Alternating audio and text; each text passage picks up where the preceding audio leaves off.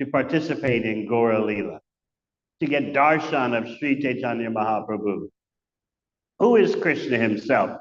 Who is Ramchandra himself? Lord Shiva and his consort Parvati were disguised as brahmanas. And Lord Shiva met with Chaitanya Mahaprabhu for 3 days in private, discussing confidential subject matters which no one knows. Then Lord Chaitanya continued onward, and he met a brahmana named Ramdas Vipra. Ramdas Vipra was a Ram Bhakta and an authority in Ram Bhakti. He invited Lord Chaitanya for lunch, as is the custom.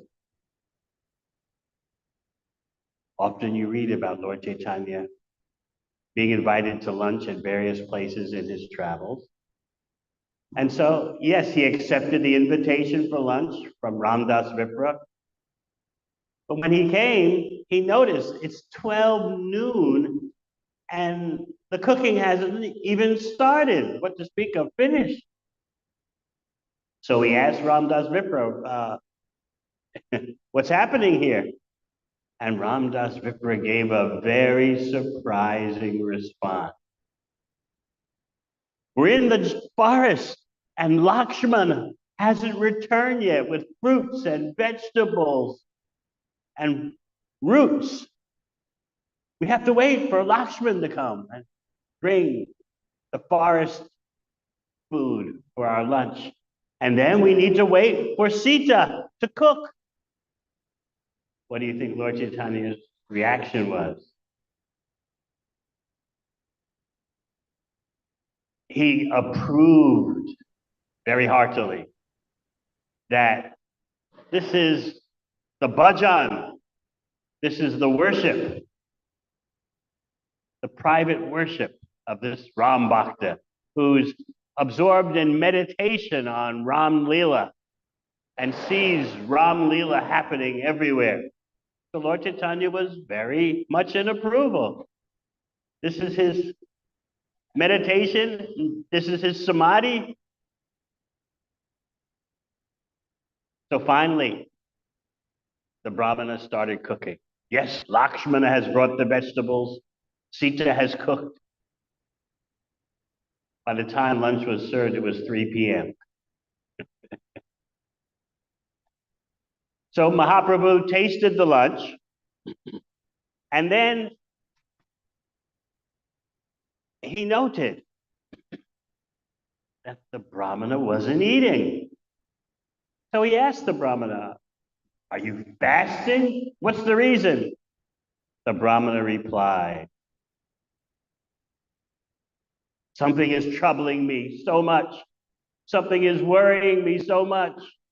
Something is giving me so much distress. What is it?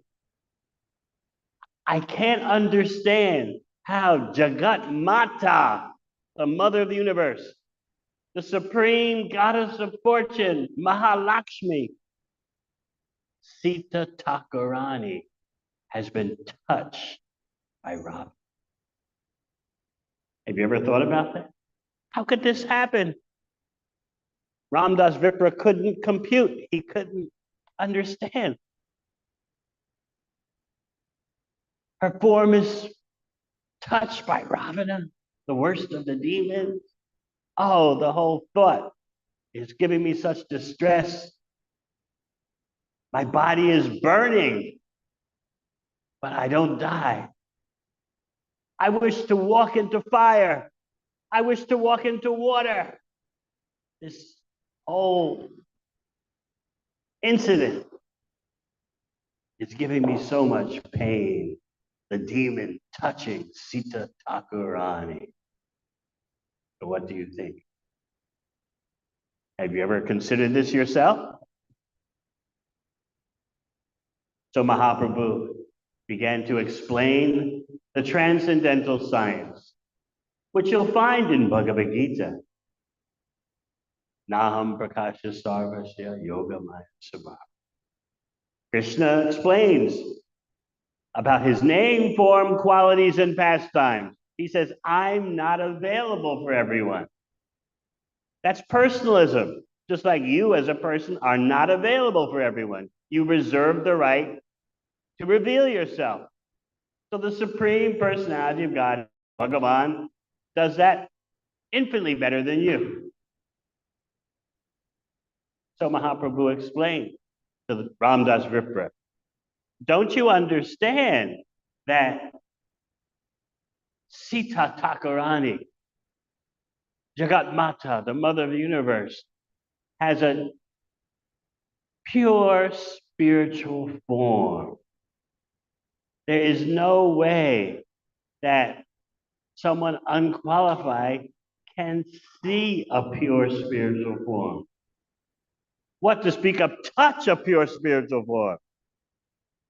Have you ever considered that? Lord Chaitanya explained, Ravana never touched the real Sita. And this is confirmed, Mahaprabhu said, in the Shastra. It's there in the Agni Purana, the Skanda Purana.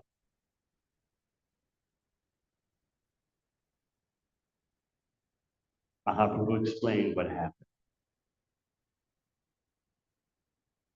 As soon as Ravana showed up to kidnap Sita,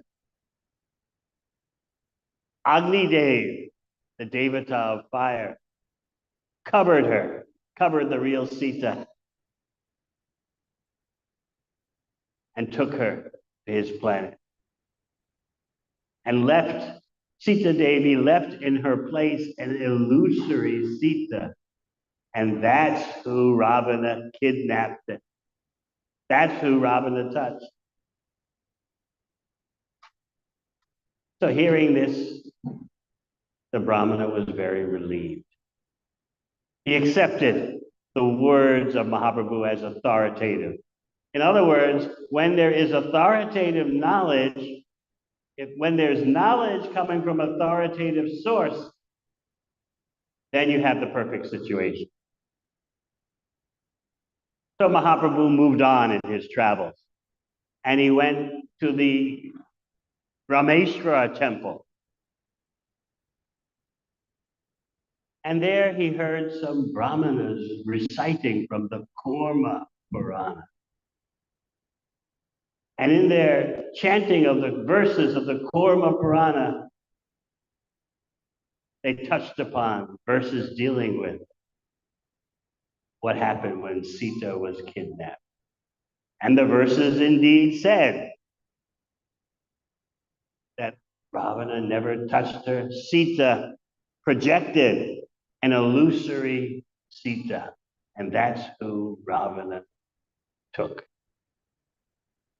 And then, when there was Ram Vijay, the victory of Lord Ram and his return to his capital city, Ayodhya, there was some doubt among people. He's reunited with Sita Devi, but she's been with Ravana for so long. No doubt there could be some impurity. Some persons were thinking like that.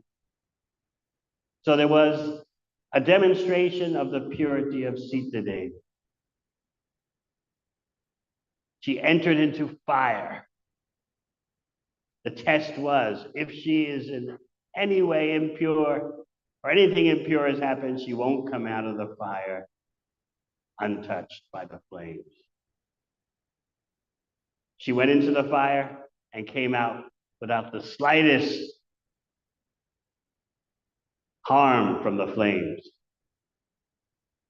So the Shastra explains what really happened was that the illusory Sita Devi entered the fire, and then Agni Dev brought back the real Sita Devi.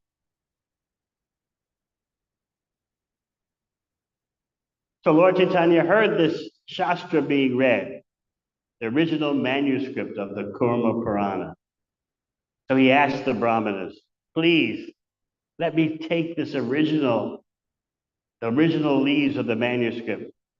First, you copy the Shastra, and then I can take the original leaves. And Lord Chaitanya did that and took the original leaves back to where Ramdas Vipra lives. That here, I have said it, and also here is the Shastra. Of course, Ramdas Vipra accepted Lord Chaitanya's words as sufficient, but in spiritual understanding, we also want to hear from the Shastra. And Lord Chaitanya presented that to him. Here are the leaves from the original manuscript of the Kurma Purana, describing what happened. Ramdas Vipra was so overwhelmed with happiness.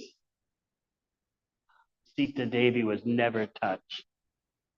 He fell at Lord Chaitanya's feet and said, "You are Ramchandra himself, coming to me in the guise of a sannyasi.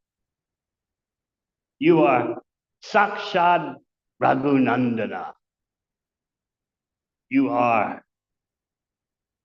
the Ramchandra Raghunandana, the son of the Raghu dynasty, the most celebrated son of the Raghu dynasty." So this teaches us a very important lesson. Our senses are not independent. Our senses can only go as far in perception as the Supreme Personality of Godhead allows.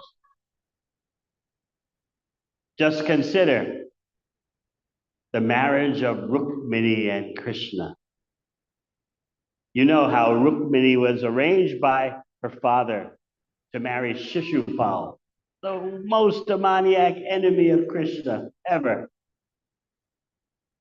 Shishupal, as a little baby, before he could even speak properly, would blaspheme Krishna. He would chant the names of Krishna with disgust. Pundarikasha.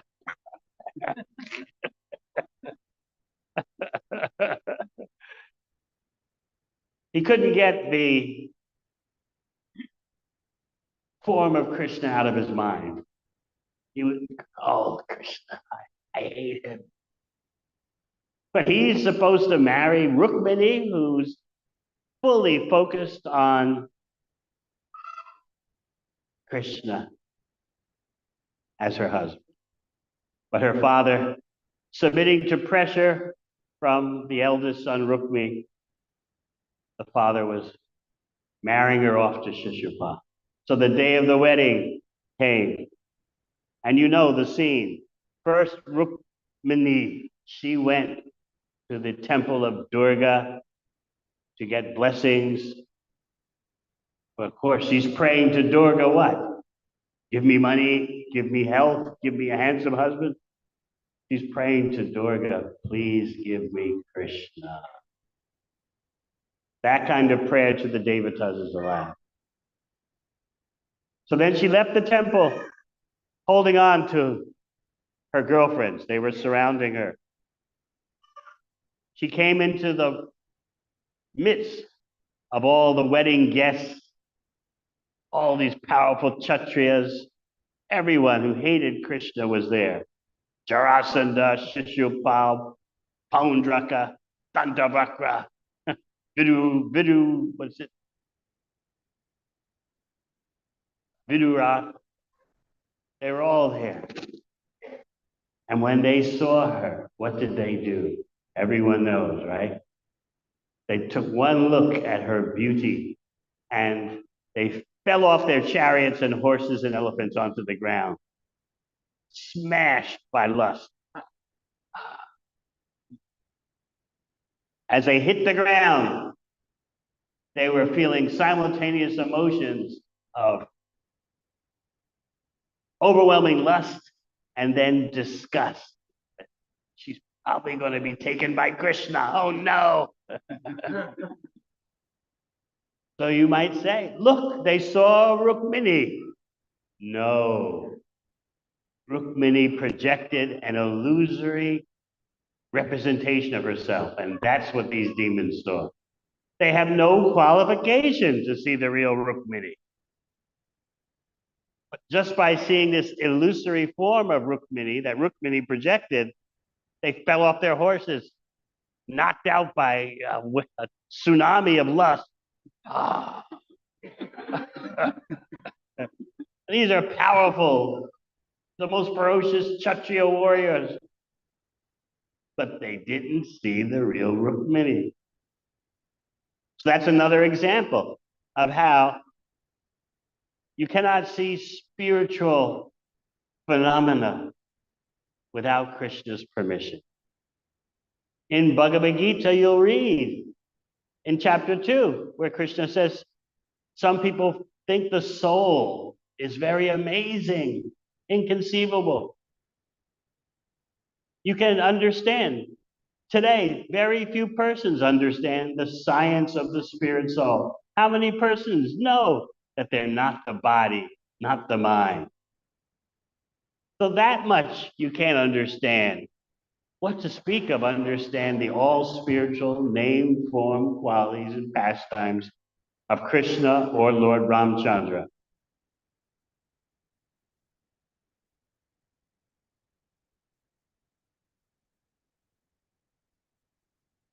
Ramchandra's pastimes introduce you to love of Krishna in separation. This is what Ramchandra is doing in his affairs with Sita Devi. Being separated from her when she's apparently kidnapped by Ravana. And then after the Ram Vijay, the glorious re-entrance into Ayodhya. After some time, as you know, Ramchandra is aware that some of the citizens are gossiping, something our devotees never do. Some were gossiping. Lower class persons, Sudras were gossiping. Some of them that the husbands were very upset because they're thinking, Sita Devi was at another man's house. When our wife hears that or knows about that, she'll do the same. So they were upset. And they were saying, we're not going to be like Ramchandra, who accepts a wife who's been with someone else. No, we're not going to accept our wives doing the same thing. So Ramchandra, as you know, got word of this. And immediately, with such firmness, he told Lakshman, Lakshman, do not argue about this. Take Sita away to the forest ashram of Valmiki Muni. Immediately, I will not discuss this. And Sita is expecting. She's expecting her two boys, Lava and Kusha. And Ramchandra sends her away without any discussion with Lakshmana. Have you ever considered how Lakshmana would feel? He was devastated, but he couldn't argue back. He's the younger brother.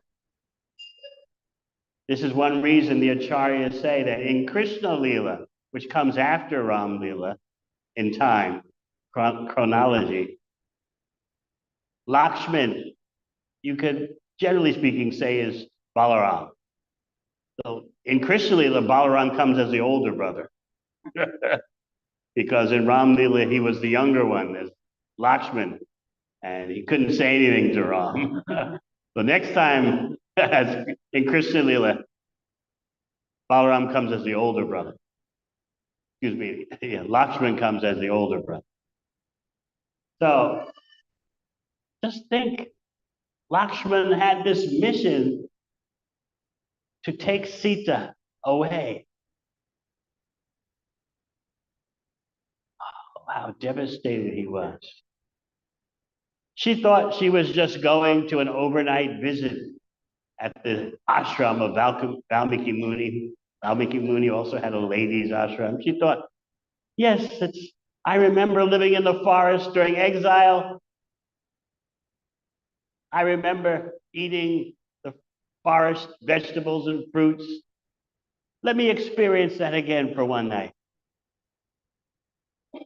So when she got on the chariot and Lakshmana was taking her, she noticed how devastated he looked. She said to him, you must simply be feeling separation from Ram. We're only going away for 24 hours.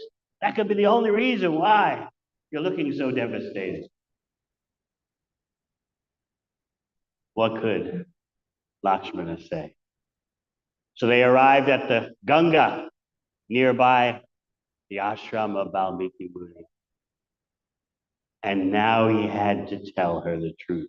Because Ram had ordered him, drop her off the forest ashram and come back immediately.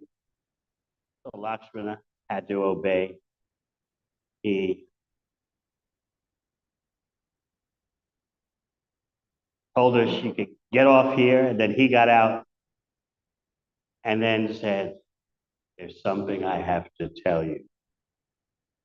And she's looking at him because she had been feeling bad omens all that morning and was wondering, what's happening to the world? What's happening with Ram?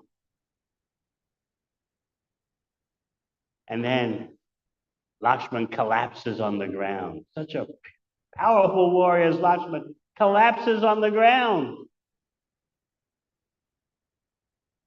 And she says, you must be feeling so much separation. We're going back tomorrow. Don't worry, don't worry. And then Lakshman picks himself off the ground and tells her what happened. Your husband has asked me to leave you here. He wants to show all the citizens the standard of a righteous ruler who tolerates no criticism. He's making this example. She collapsed on the ground, crying out, what kind of life do I have? I must be destined to suffer. First in exile, then captured by Ravana, imprisoned by Ravana. Now, after the glorious return to Ayodhya, my husband has banished me.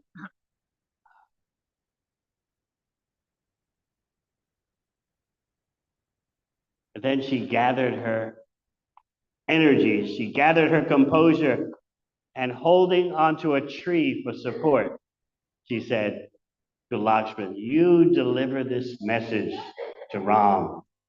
You tell him that I'm ready to do anything to support the maintenance of his reputation. If by banishing me, his reputation remains intact and no one criticizes, let it be.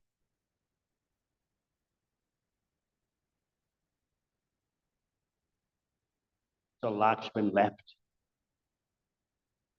And then Valmiki Muni, with his mystic power, understood what was going on. And he arranged for Sita Devi to stay at the ladies' ashram.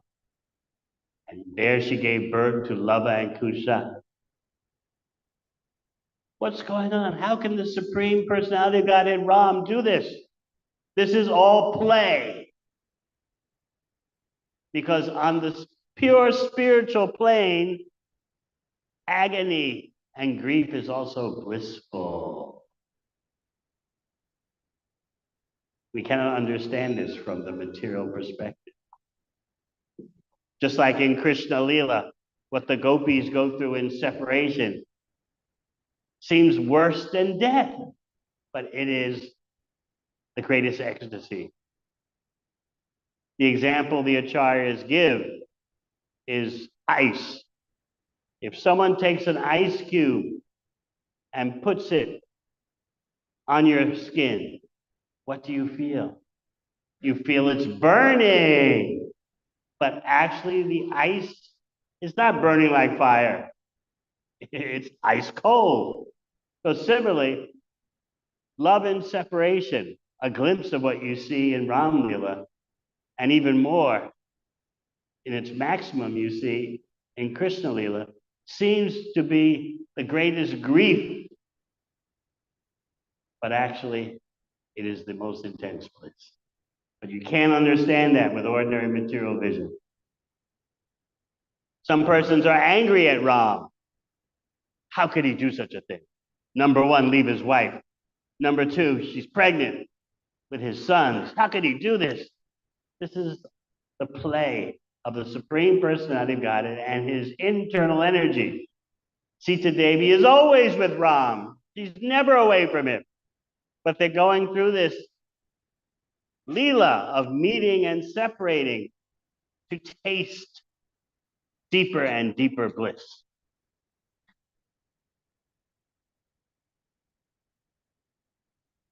Vipralamba, love in separation, on the spiritual platform is more delightful than meeting. This is hard for us to understand because for us, we like meeting our friends, our relatives, our families. Oh, it's so nice to see you again. And we don't like the separation unless there's some family argument, which never happens. We don't like separation from those dear to us. But in Ram Lila, you see that just the beginning of what is there fully in Krishna Lila. You see that love and separation is more ecstatic than even meeting in love. So that's what Sita and Ram are teaching. Of course, we can go on and on, but we're supposed to have kirtan now. There should be talks about the Supreme Personality of Godhead, and there should be chanting and dancing. So for glorifying Lord Ram, we'll do both tonight. Thank you very much. Jai Sri Ram.